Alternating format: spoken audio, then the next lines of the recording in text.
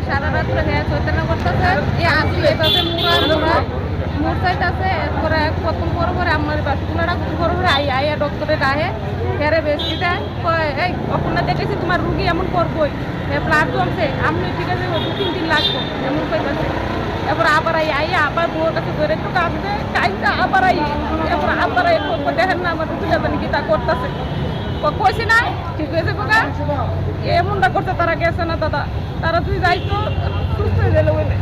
তারা গেছে না রাত্রে এরপরে সকালবেলা আবার আমরা সিটি স্ক্যান করাই টরে নিছি রাত্রেও সোনোগ্রাফি করাই নিছি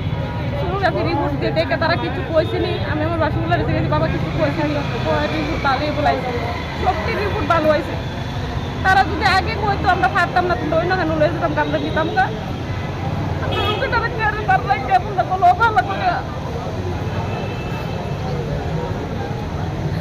সকালে তো যেভাবে লড়তেছে ধরে রাত্রি এইভাবে ধরে শুধু চোখটি লড়তারে না সকাল ভালো আসলে কতক্ষণ আগো সিটি স্ক্যানটা করছি মনে হয় 9টা 9:30 বাজ পড়া এমন সময় করছি এরপরে আমার সিটি স্ক্যানটা লইয়া গেছি গিয়ে সারছি পরে মুখিটা লুলাই পড়ছে পরে আমার ডাইকে নিতেছে কোথাও এখন এমন হইতেছে কি রে এরপরে গিয়ে দিয়ে এমনি কাঠটা ভালো রাখছে কি নাম মুরগি আমার না রুগীর জুমা বেগম বয়স বছরের না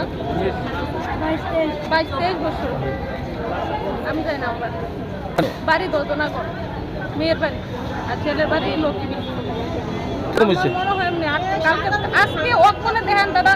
ওখানে দেখেন ওখানে হ্যাঁ সিরিয়াস অবস্থা দুনিয়া ডাক্তার গেছে সব ডাক্তার গেছে ওখানে যদি কালকে তারা এমন করে সবাই যাইতো দেখতো তারা তো গেছে না ছেলে শেষ হয়ে গেছে ছেলে তারা পায় না ইতাম করতো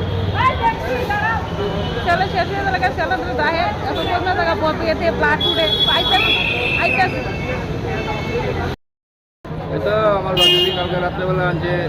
বিশালগা থেকে এবার দিছে আবেন থেকে দিয়ে আনলাম এই অপনে যে চিকিৎসাটা করছে কালকে রাত্রেবেলা যদি ঠিকই তারা সারারা যদি চিকিৎসাটা করতো তাহলে ঠিকই আমার বাদে দিয়ে তো মানে সুস্থ হয়ে হতো তাহলে সারারা একটু গাফিলিটি আমার মনে হইতেছে একটু করছে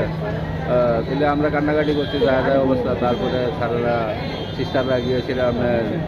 অনেক কিছু খাইতে অনেক কিছু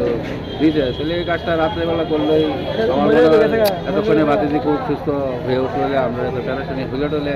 আমরা সপরিবার আত্মীয় স্বজন সকলে এখানে একটা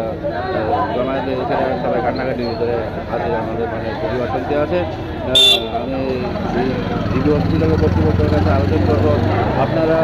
আমরা রুগী নিয়ে আসি বাঁচানোর জন্য আপনারাও চেষ্টা করেন আরও ভালো করে ভালোভাবে যাতে কাজ করেন এই আশা সরকারে কি আপনাদের কাছে করে দিব